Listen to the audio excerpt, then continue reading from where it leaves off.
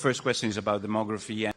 I spoke with you in the past about that, and I think it's very important for you, and you pointed on that a lot of your discussion and your purpose. Is it? Yeah, I really want to emphasize that it's important to have children and to create the new generation. And as simple as it sounds, if people do not have children, there is no new generation. So I'm very much in favor of humanity expanding and creating a bright and exciting future for the world. But fundamental to the furtherance of human civilization is having humans. As simple and basic as that sounds, and every year I look at the birth rates and I'm like, it's a bit depressing because birth rates seem to decline every year. And I think that perhaps my biggest advice to leaders, to government leaders, and to the people in general would be to make sure to have children to create the new generation. And I think any incentives that can be done to incent the new generation, to make it easier for women to have children and to support the children, I think would be very wise. This is so fundamental, and I really can't emphasize that enough.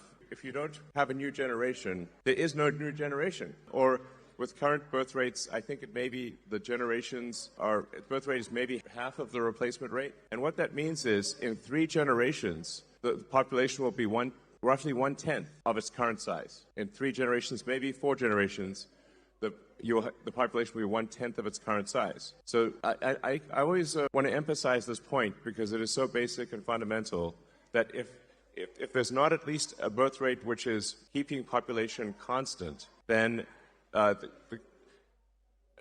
people will disappear. Disappear, Mr. Musk, disappear. Disappear. We have a lot of immigration. Somebody says that immigration is important for that reason. What's your point on that? Immigration is coming in Europe and is coming in America from the south of America and then Europe from the south of the Mediterranean Sea. What do you think about that? Well, I think one can't depend on other countries for immigration. And in fact, if you look at, say, the population worldwide, and this is almost everywhere in the world, and it seems to be a function of how once a country industrializes, once a country urbanizes, the population immediately starts to decline. So one could say, for example, like China could not possibly solve its population with immigration because if China is currently tracking to be maybe lose 40% of its population every generation, that would be 700 million, 800 million people, or roughly 700 million people. It's a lot, basically. You'd have to have the entire United States immigrate there twice every generation to simply maintain numbers, just for China. So immigration, there simply aren't enough numbers in immigration. And I think there is value to a culture. We don't want cultures. We don't want Japan to disappear. We don't want Italy as a culture to disappear. We don't want France as a culture to disappear.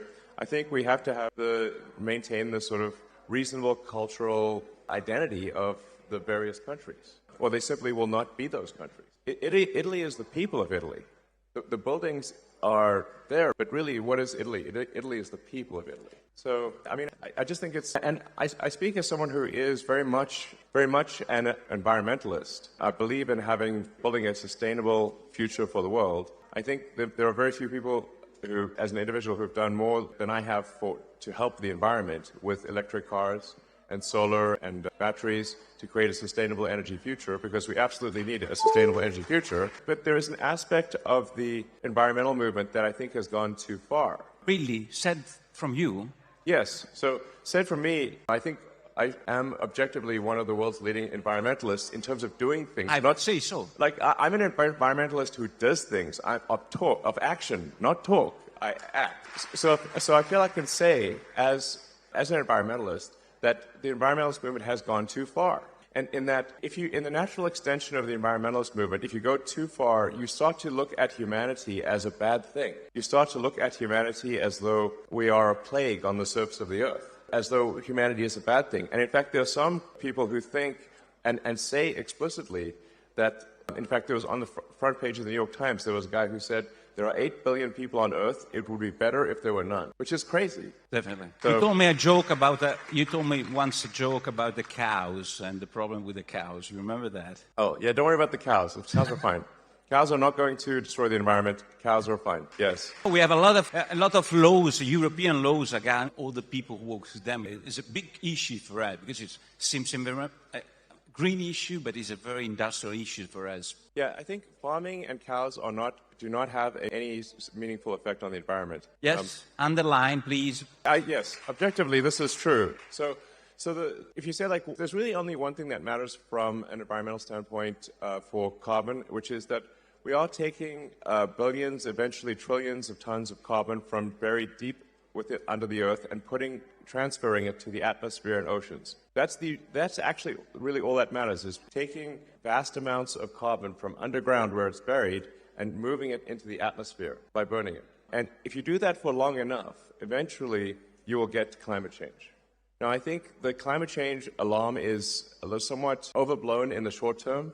It's still a concern in the long term, but I think it's exaggerated in the short term. Great. Now, I'm trying to thread the needle here between what is pragmatic and what is sensible, what really matters and what doesn't matter. What really matters is that over the long term, over the course of the next several decades, that we gradually reduce how many millions and billions of tons of carbon that we move from underground and to the atmosphere, because we're running sort of a climate experiment that is dangerous. But I also don't think that I think of it as a fundamental civilizational risk. It's not going to destroy life on Earth. It's not going to destroy humanity, but it will create hardship if you change the climate over many decades. So I think my message is I think much more pragmatic and I think correct and sensible. And I don't think we should demonize oil and gas. I think we should say, look, that is obviously necessary in the short term and the medium term too, and it'll take several decades to become sustainable. So I think if we just, without getting too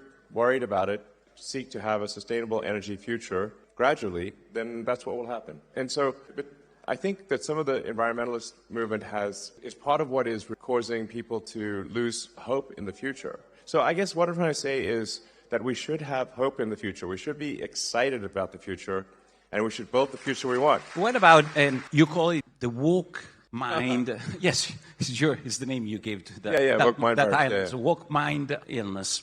What's that virus? Yeah, so It's coming to Europe. I have to advise you, huh? Yes, well, this is not something you should import from America.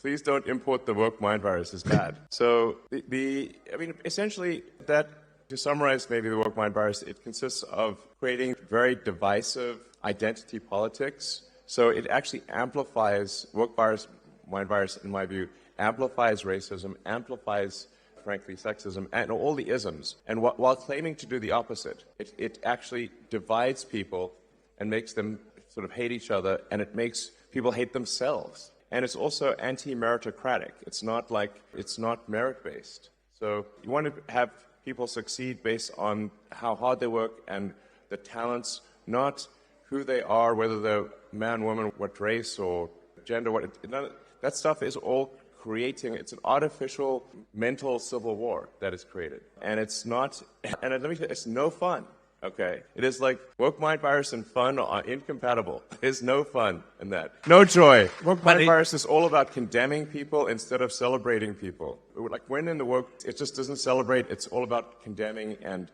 being divisive and being just, I think it's just evil, frankly. Really? Yeah, it's bad. So bad. Yeah. But you get a lot of problems saying so on your social, in X, or have this point of view. You were a good friend of Obama administration, and now they don't really like you so much for this kind of speech you do in public, or not? I don't know. I'm very pro-human. I'm very pro-civilization. I'm in favor of humanity and our collective consciousness expanding on Earth and going beyond Earth, being a multi-planet species, a spacefaring civilization, and being out there among the stars and finding out the nature of the universe. Like all the things that seems like to me an exciting thing, something you can get really excited about. Is you can get excited, like we want to have ideas that make you look forward to waking up in the morning, look forward to the day, look forward to the future. And so you have to say, what excites you about the future? What moves your heart about the future? What makes you say, like, yes, I'm glad about what will happen in the future? That's what we must focus on. And that's why we have to have a new generation. We've got to build and we got to grow. And like I said, we understand the nature of this beautiful universe that we find ourselves in, and the meaning of life, or even what questions to ask about the meaning of life. Let us explore this wondrous creation and have a good time doing it. That's my philosophy. Let me go back for a little, because I want to ask you about your perception of Europe as a building, not as people. Because Europe does want a lot of integration of cultures, different cultures, and has different approach to the immigration. We heard Meloni did a lot on that with Premier Rama, I see, in the first line of Albania. What do you think about this approach of Europe approach as building, I would say, as an established building? Well, I should say, like, to be clear, on immigration overall, I'm very much in favor of legal immigration. I think that generally, I think one should welcome to a country anyone who is willing to work hard and is honest, has high integrity, and will add to any given country. If somebody is an asset to the country, why not have them join? That's obviously a great thing to do. So I think it's good actually to have an increase in legal immigration and legal with paper, with just some approval process, but with the simple requirement that, look, if somebody is going to add to a country, like just really hardworking and high integrity, let them in. I think that's great. But if it's illegal immigration and there's no filter, well, how do you know who's coming in? You don't know. So you have to have some basis for saying somebody should come in or not come in. And my argument is, like, it should be a very simple basis. Will they add to the country? Will they be a productive part of the economy? And do they admire the culture? Do they want to join because of the culture? Then that's great. But if there's no process for that, then you don't know. I think at least some number of the people that come in will not be necessarily, and I want to be careful because my words will be misconstrued. I'm not saying all illegal immigrants are, I think probably, perhaps most of them are good. But there will be some, if there's no process for reviewing, not at all, then how can you say that everyone who is an illegal immigrant is going to be honest and hardworking? You can't say that. You simply don't know. So I want to be clear. Top line, pro-immigration, but let's increase legal immigration, but we should stop illegal immigration. I think this is just logical. You have a lot of company. So that's right. You can drink because I want to do the list of the companies. Yeah. You have 5-7 minutes to do that. I mean, I'm joking with SpaceX, X, Neuralink. So many X's. All the X's. Guess what my favorite letter is? It's a good place to invest. Italy. And it's a good place to invest some of, I mean, not your money, but some investment from your company, of the American companies, of the, I would say, competitive companies in this place. What's your opinion? No, I mean, I think Italy is an incredible country, incredible culture. I love visiting. I love the Italian people. I think you guys are amazing. Like, so I personally, I want the prosperity of Italy, and I want the prosperity of every country. I want the prosperity of humanity as a whole. And like I said, I want us to have an exciting future where we're fired up about what's going to happen and really excited. So, and I think Italy is a great place to invest. It's a great country. But I do want to emphasize that I do worry that about the low birth rate. And if a company is to invest in Italy, they're like, well, you have to say, like, will there be enough people to work there? It's a simple question. If the workforce is declining, then who will work at the company? It's simple. If there's no people to work. Yeah, but I mean, in 50 years, 60... No, but I think it's even sooner than that, though. You're so worried about that. Is the problem? I feel like a total Cassandra here, because like I seem to be worried about it much more than other people. But there just needs to be people. If you don't make a new generation of people, there is no new generation of people. So that's it. I know I'm being repetitive here, but I'm just trying to state facts. So it's a good place to invest. I agree. It's a good place to invest, and a wonderful country. So please make more Italians, is what I'm saying. You said once that the internet is the system, is the I write down your word, the nervous system of humanity. What's it? Yes. You said once to me. And what's a long time ago, artificial actually. Intelligence for you? Sorry? Artificial Artificial intelligence. If that is the nervous system, artificial intelligence, use another metaphor. You asked me, what do I think of artificial intelligence? Obviously. Well, you can think of artificial intelligence as, this is perhaps the biggest inflection point in intelligence since Homo sapiens. Yeah. Artificial intelligence is will be essentially sort of a new species, or is a new species. So I think one of the biggest challenges, if I look at, say, civilizational risk, the risk to the future of humanity, birth rate is one of them. If we just don't have kids and dwindle away, that's one, which I've talked a lot about. The other is, there's always like potentially nuclear war, of course, that kind of thing.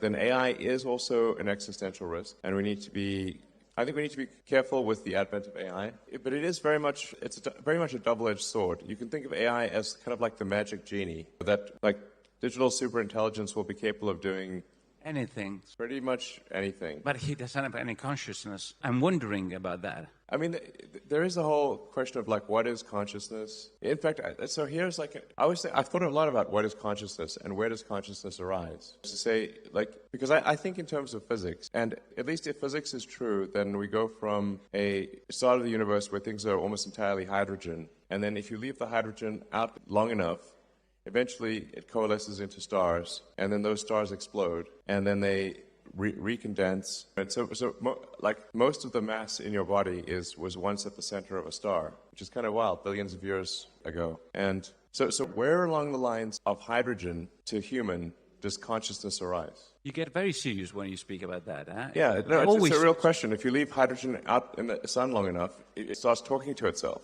Here we are, hydrogen talking to itself. How to deal with that? So, if it is so important, how to deal? I mean, laws, personal behavior. How to deal with that artificial intelligence? It's a process. I mean, I think we need to keep a close eye on artificial intelligence. I mean, I'm in favor of some regulatory insight, just so that someone can at least be a referee. Like, if you think of any game, like there's always a referee for a game. For industries that affect the good of the people, there are regulatory agencies that oversee those industries. Anything that's dangerous is overseen by some kind of referee or regulator. I think we should have the same thing for AI, just to help ensure that it is beneficial. The good part of AI is that we are headed for a future of abundance. So AI and robotics will mean that there are no shortage of goods and services.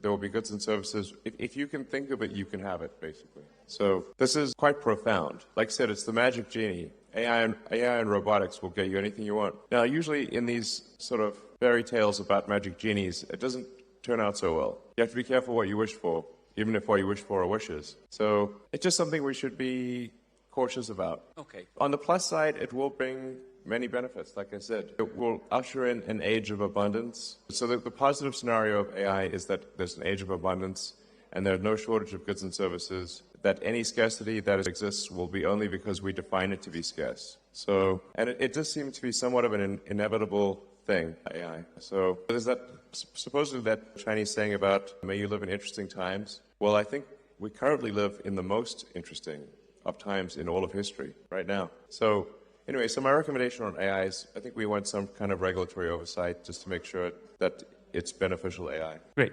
Yeah. We hope so. And what about the governments? Like, I mean, they are elected by people, like Meloni and this government and the other government. They have any risks? Or what do you think about this challenge for the executive of the nations about all these new process? Sorry, I'm not sure I understand the question. What's the risk for the government of this intelligence? Are there any risks? I mean, that democracy is finished. Well, I think there's certainly risk of artificial intelligence affecting voting opinion, I suppose, and manipulating public opinion. So I think there's some risk of, AI manipulating the public. I think there's some risk of that. So, yeah. Okay. But I think, like I said, 80% probable that AI is beneficial, 20%, something like that. I'm always worried because we have a new government. It's 2 years, this government, almost 2 years.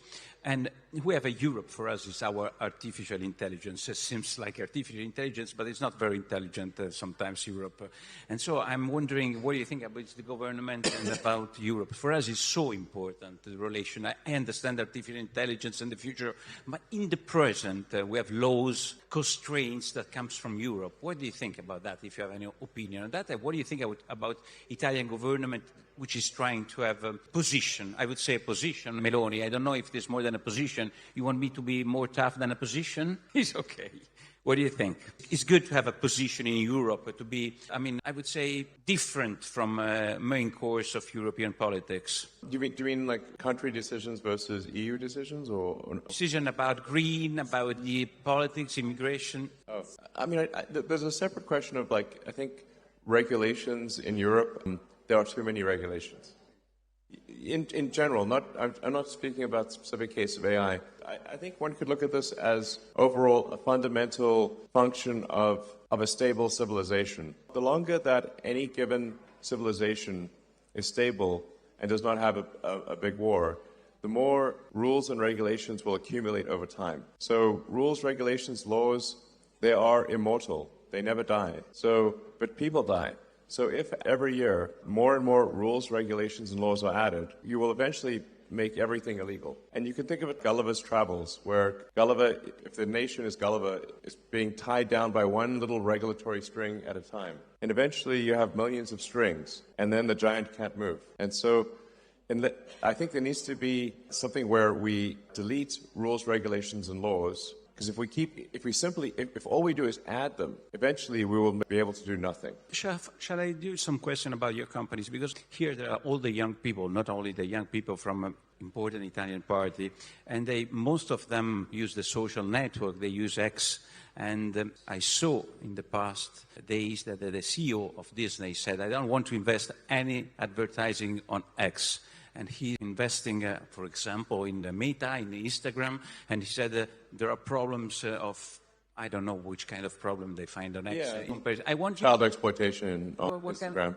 What's going on? Why an important investor like Disney said something so tough on X? What's going on there? Well, first of all, I think X will be fine, and we are actually already seeing advertisers return to X. So I guess they were, I don't know, upset with something I said or something, I don't know. But the advertisers, I think, the brand advertisers are they're always worried about their brand. And maybe a bit more than they should be. But I think it's a short-term issue. Like I said, the advertisers, they sometimes get upset, but then they usually calm down and they return to advertising. So come on, you know that there is the woke virus over there. Well, yes, that's the problem. I don't want to answer for you. Yeah, no, you're right. If we're going to fight the woke mind virus, then the woke mind virus will fight back. And unfortunately, Disney is deeply infected with the woke mind virus.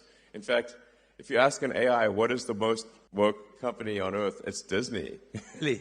And you have to say, I think they should be asking themselves, what would Walt Disney think of Disney today? I think he's turning in his grave. I think he's not happy. Sure. If the namesake of the company is not happy, that's probably a bad sign. Because Walt Disney, what did he care about? He cared about bringing joy to people's lives.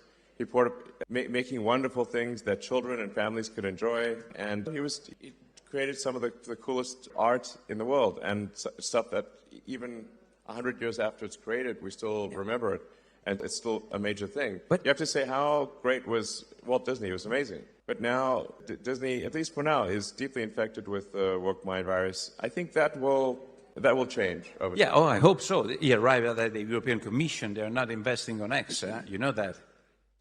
Maybe they got the woke mind virus too. Yeah. You don't care. I think so. And it's like, why are they importing this crazy thing from America? It's just something that was created basically by sort of far left crazy people in US colleges, and now it's spreading all over the world. And it's like the thing is, the woke mind virus, it's not a message of joy, it's a message of division. Sure. It's not a message of love, it's a message of hate. And it's like, and so I'm like let's, I don't know, I'm in favor of have a future that's got more love, more more, and let us build a fun, exciting future. And the woke mind virus is all about condemning one group and condemning this, condemning that. It's like, and it's also just being it just wants to scold you all the time and treat you like I don't know, who wants to be scolded? It's not fun. So anyway, I think we want to have I guess at its heart, my concern is that the woke mind virus is anti-civilizational. End of civilization. Anti-civilization. If it represents a cost for your company, you have a trade-off between the cost of your position and the cost for the company. What's your choice? And how much is important in your behavior, the free speech standing? That's the question. I do think free speech is incredibly important, because if people cannot speak their minds, and then we won't have a democracy. democracy is the foundation of democracy is freedom of speech. Yeah. But also saying something. So He's laughing at that because he knows that it's so important for you. But tell me more about the free speech, because here is very important. A person here couldn't speak for a lot of people because they were considered mavericks, worse than that. Free speech for everybody is important, not just for the person who say the right things. It's correct. Exactly. No, exactly.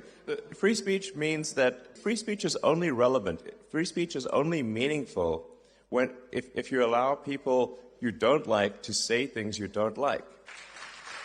So that's how it's working. That's how you know it's working. Because once you start to censor people you don't like saying things you don't like, it's only a matter of time before that censorship turns on you. Eventually, live by the sword, die by the sword. Live by censorship, die by censorship. 2 minuti. Vabbè, allora ci abbiamo 2 minuti. Ragazzi, qua per... Che cosa? Tutti fategli un applauso a Elon. Dai, facciamogli altri paio di minuti, Elon, why you spoke about free speech? You bought Twitter for the free speech. 2 minuti, dai, 2 minuti. Just for the free speech, not for the business inside. You bought... yeah. Well, I mean, here's the thing. So I think you have to say, like, if civilization is not strong, if civilization doesn't grow, then nothing else matters. Profits don't matter if civilization collapses. There's no profits. There's no... We cannot exist absent civilization. So sometimes people may say, like, well, is this an altruistic thing? I mean, I think for me, it feels altruistic, but even if one is not altruistic, even if one is very self-centered, you have to say, if you simply think long-term, you have to be pro-civilization because you cannot exist without civilization. Okay? How important from 0 to 10 in the scale from 0 to 10 money? You are the richest person in the world. How is important money for you from 0 to 10? 0 is the less important and is the good one. I don't know. I don't want to... 1 or 2 or something? No, come on. No, I mean... One or two? Just one or two? Well, if you say, like, the reason I guess I have what wealth, or it's really just shares in the company, is that I've created these companies. And these companies like SpaceX, Tesla is 140,000 jobs direct worldwide, and 5 times that number, maybe almost 1 million jobs when you look at the whole supply chain is what Tesla's created. And then SpaceX is about 15,000 people, and also like maybe full total supply chain 50,000 people. So, I mean, I've basically, with the help of many talented people, built these companies, and then these wealth statistics simply add up what the ownership is in the companies and say, okay, this is a certain amount of money. But I don't actually have that in money. I have it in stock. It's just that the companies have succeeded. But how was the last launch of the SpaceX? Tell me something. Last question, please, Giovanni. The last launch, I see Mauro there sitting on the floor. Why are you sitting on the floor? Are you worried about the height? How was the last launch? You were optimist about your SpaceX, the big... Yeah, so, well Starship... So the exciting thing about Starship is that it's the first rocket design that could make life multiplanetary, that could enable a self-sustaining base on the moon and a city on Mars. So because it's not just a very large vehicle, but it is designed for full and rapid reusability, so that would lower the cost of access to space by, I don't know, maybe 100 or more. And so, basically, it's the first rocket that is capable of building a base on Mars. And a base on the moon, yes. So there's the great Italian physicist Enrico Fermi. I'm a big admirer of Fermi. And he was very good at asking profound questions. And one of his questions, which is called the Fermi paradox, is where are the aliens? And one of the explanations is that, and perhaps I think the one that I think appears to be most accurate, is that consciousness is extremely rare. People often ask me, do I know about aliens or something like that? I get asked that a lot. And the crazy thing is that I've seen no evidence of aliens whatsoever. This means that I think most likely, at least in this part of the galaxy, we are the only consciousness that exists. And so you can think of human consciousness really as like a tiny candle in a vast darkness. And we must do everything we can to ensure that the candle does not go out. Great. We can finish with that. Okay? We can finish with this.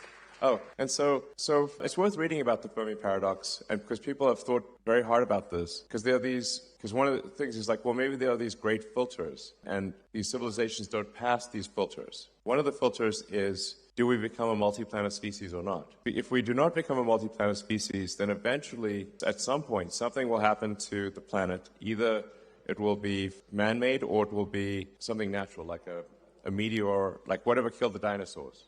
for example. So, and then eventually the sun will actually expand and will destroy all life on Earth. So if one cares about life on Earth at all, we should care about becoming a multi-planet species and eventually going out there and becoming a multi-stellar species and having many star systems. We want the exciting parts of science fiction to not be fiction forever. We want to make them real. And yeah. Great. Thank you very much.